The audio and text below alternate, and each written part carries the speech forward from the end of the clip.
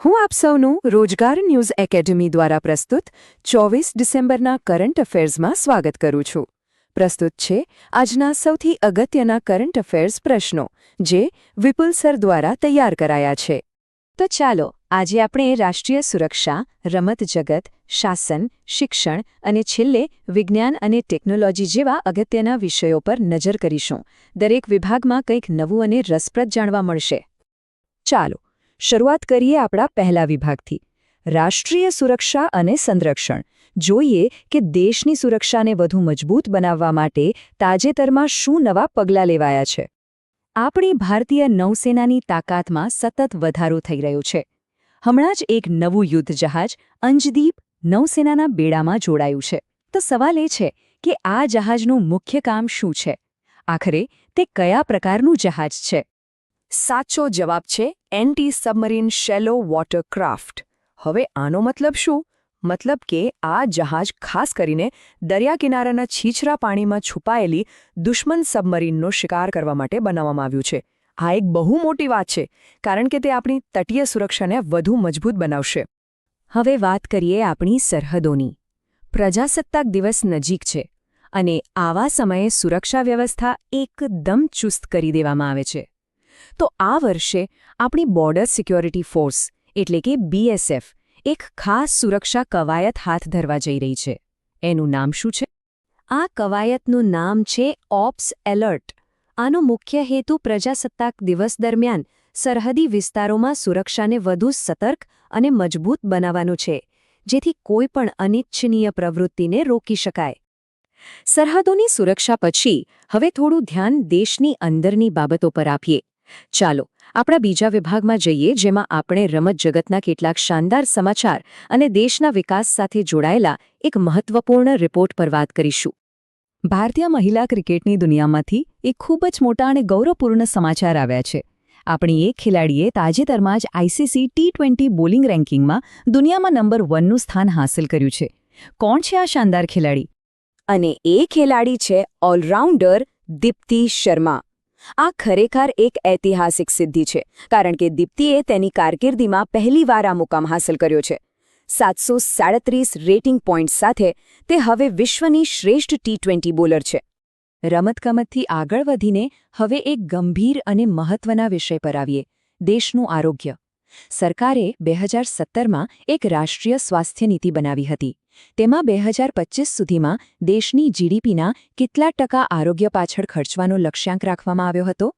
લક્ષ્ય હતું GDPના 2.5%, પણ વાસ્તવિકતા જુઓ, ખર્ચ થયો છે માત્ર 0.27%. આનો અર્થ એ કે આપણે લક્ષ્ય કરતાં 89% પાછળ છીએ. સંસદીય સમિતિનો આ રિપોર્ટ ખરેખર ચિંતાજનક છે અને બતાવે છે કે જાહેર આરોગ્ય ક્ષેત્રે હજુ ઘણું કામ કરવાનું બાકી છે. આરોગ્યની વાત પછી હવે આપણે શાસન અને પ્રાદેશિક બાબતો પર ધ્યાન કેન્દ્રિત કરીશું. આ વિભાગમાં આપણે કેટલાક મહત્વપૂર્ણ વહીવટી નિર્ણયો અને પ્રાદેશિક ઓળખ સાથે જોડાયેલા સમાચારો જોઈશું. વર્લ્ડ હેરિટેજ સિટીનો દરજ્જો મળવો એ કોઈ પણ શહેર માટે ખૂબ જ મોટી વાત છે. આનાથી તે શહેરની ઐતિહાસિક વિરાસતને વૈશ્વિક સ્તરે ઓળખ મળે છે. તો ગુજરાતના કયા ઐતિહાસિક શહેરને 2029 સુધીમાં આ પ્રતિષ્ઠિત દરજ્જો આપવાનું લક્ષ્ય છે? આ શહેર છે વડનગર. તેનું મહત્વ એટલા માટે ખાસ છે કારણ કે આ શહેર છેલ્લા 2700 વર્ષથી સતત માનવ વસવાટથી ધબકતું આવ્યું છે.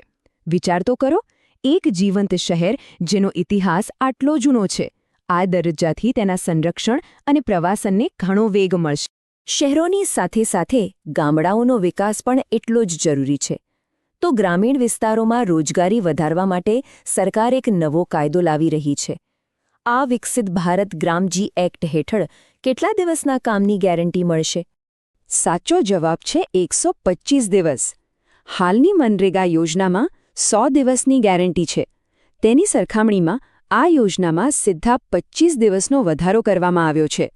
આ વધારાના દિવસો ગ્રામીણ પરિવારોની આર્થિક સ્થિતિ સુધારવામાં ચોક્કસપણે મદદ કરશે. હવે ચાલો થોડી વાત કરીએ કાશ્મીરની સુંદર પણ કઠોર શિયાળાની. ત્યાં શિયાળાના અલગ અલગ તબક્કા હોય છે અને સૌથી વધુ ઠંડીવાળા 40 દિવસના સમયગાળાને એક ખાસ નામથી ઓળખવામાં આવે છે. એ નામ શું છે? એને કહેવાય છે ચિલ્લઈ કલા. આ સૌથી કઠોર 40 દિવસનો સમયગાળો છે. તે પછી 20 દિવસનો ચિલ્લઈ ખુર્દ અને 10 દિવસનો ચિલ્લઈ બચ્ચા આવે છે, જેમાં ઠંડીની તીવ્રતા ધીમે ધીમે ઓછી થતી જાય છે. સારું, તો હવે આપણે જ્ઞાન અને સાહિત્યની દુનિયામાં પ્રવેશ કરીએ. જોઈએ કે શિક્ષણ અને સાહિત્ય જગતમાંથી કયા મુખ્ય સમાચાર છે. અહીં 2 મહત્વના સમાચાર છે. એક દુઃખદ સમાચાર છે કે હિન્દી સાહિત્યના મહાન લેખક અને જ્ઞાનપીઠ પુરસ્કાર વિજેતા વિનોદ કુમાર શુક્લનું નિધન થયું છે. અને બીજા એક ખૂબ સારા સમાચાર છે કે ગુજરાત બોર્ડે ધોરણ 9 થી 12ના દિવ્યાંગ વિદ્યાર્થીઓને પરીક્ષામાં કોમ્પ્યુટર વાપરવાની મંજૂરી આપી છે, જે એક પ્રશંસનીય પગલું છે. અને હવે આજનો આપણો છેલ્લો વિભાગ, વિજ્ઞાન અને ટેકનોલોજી.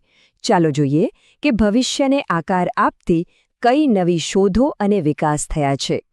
ટેક જગતમાં 2 મોટા સમાચાર છે. એક, ગૂગલની પેરેન્ટ કંપની આલ્ફાબેટે આર્ટિફિશિયલ ઇન્ટેલિજન્સની વધતી જતી જરૂરિયાતોને પહોંચી વળવા લંડનમાં લગભગ 39,500 કરોડ રૂપિયામાં એક ડેટા સેન્ટર ખરીદ્યું છે. અને બીજું, અંતરિક્ષમાં જેમ્સ વેબ ટેલિસ્કોપે એક નવા એક્ઝોપ્લેનેટની શોધ કરી છે, જે બ્રહ્માંડ વિશેની આપણી સમજને વધુ વિસ્તૃત કરશે. તો ચાલો આજના મુખ્ય મુદ્દાઓ પર એક ઝડપી નજર કરી લઈએ. દીપ્તિ શર્મા વિશ્વની નંબર 1 T20 બોલર બની. ગ્રામીણ રોજગાર ગેરંટી હવે 125 દિવસની થશે. આરોગ્ય ખર્ચ લક્ષ્યથી ઘણો પાછળ છે અને વડનગરને વર્લ્ડ હેરિટેજ સિટી બનાવવાનું લક્ષ્ય છે. અને અંતે એક વિચારવા જેવો સવાલ. આજે આપણે જે પણ મુદ્દાઓ પર ચર્ચા કરી તેમાંથી કયો એક મુદ્દો એવો છે જે આવનારા ભવિષ્યમાં આપણા સમાજ અને દેશ પર સૌથી વધુ અસર કરશે? આ સવાલ સાથે આજની ચર્ચા અહીં જ સમાપ્ત કરીએ છીએ.